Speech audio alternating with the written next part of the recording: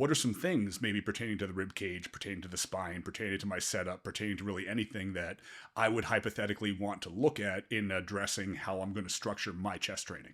To start, I would take a look at, well, what is the function of the T spine and the rib cage?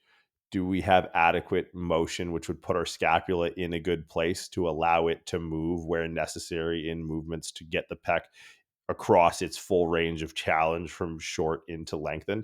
So, and then do we have a glenohumeral joint that can also move and stay stable and stay relatively oriented to a scapula that can move on a rib cage? So, it always starts off with like the functional subcomponents of the region that we're working at. So the anatomical variations would be filled in past that. So once we have a T spine that can flex, extend, laterally flex, and rotate, I have a scapula that can go through upward rotation and downward rotation.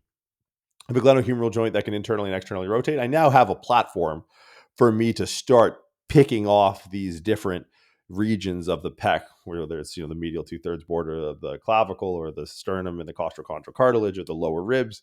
Now I can start to have these conversations about the anatomical variations.